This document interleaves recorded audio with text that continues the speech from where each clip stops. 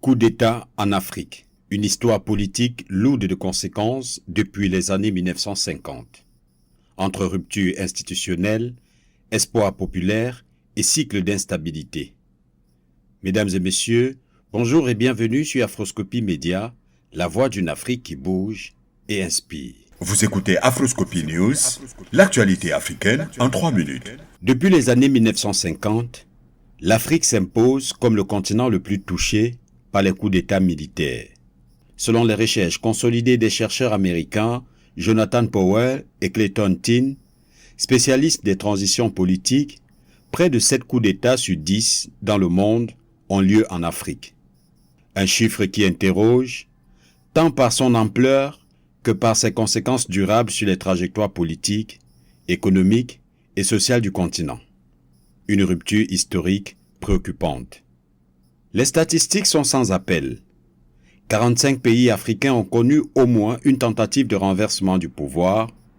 Depuis l'an 2000, près des 3/4 des coups d'État réussis en Afrique ont lieu dans d'anciennes colonies françaises. Le phénomène traverse toutes les régions, Afrique de l'Ouest, Afrique centrale, Sahel, Corne de l'Afrique.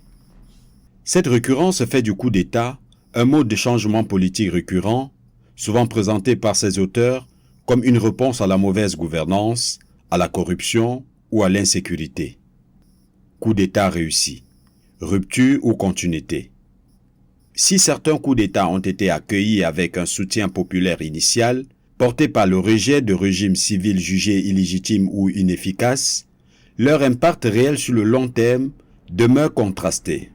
Dans plusieurs pays, les renversements militaires ont entraîné une suspension des constitutions, un affaiblissement durable des institutions, des sanctions internationales et un isolement diplomatique, une détérioration économique liée à l'instabilité. À l'inverse, certains régimes issus de coups d'État ont tenté d'engager des réformes structurelles, notamment dans les domaines de la souveraineté, de la sécurité ou de la gestion des ressources naturelles, suscitant un débat profond sur la légitimité populaire versus la légalité constitutionnelle. L'héritage colonial et la fragilité institutionnelle. Le fait que la majorité des coups d'État récents aient eu lieu dans d'anciennes colonies françaises relance le débat sur la fragilité des États postcoloniaux, la persistance de modèles institutionnels importés, les tensions entre élites politiques, armées et population. Pour de nombreux analystes africains, ces coups d'État sont moins des anomalies que les symptômes d'un malaise structurel. Crise de gouvernance, pauvreté persistante, sentiment d'exclusion et perte de confiance envers les processus électoraux. Impact sur les populations, entre espoir et désillusion.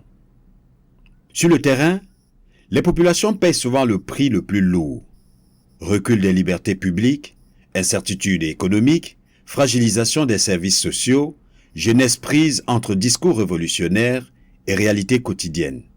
Si certains coups d'État ont suscité l'espoir d'un nouveau départ, beaucoup ont abouti à des transitions longues, incertaines et parfois violentes, retardant le développement et la stabilité. Lecture Afroscopie. Repenser la gouvernance africaine. Pour Afroscopie News, la multiplication des coups d'État en Afrique impose une réflexion profonde. Comment restaurer la confiance démocratique? Comment construire des institutions solides et légitimes? Comment répondre aux aspirations populaires sans recourir à la force? Le coup d'État n'est ni une solution durable, ni une fatalité. Il est le révélateur d'un besoin urgent de refondation politique et sociale en Afrique. Merci d'avoir écouté Afroscopie News. Commentez, partagez et surtout abonnez-vous sur nos différentes plateformes digitales. Afroscopie Radio, la voix panafricaine de l'actualité.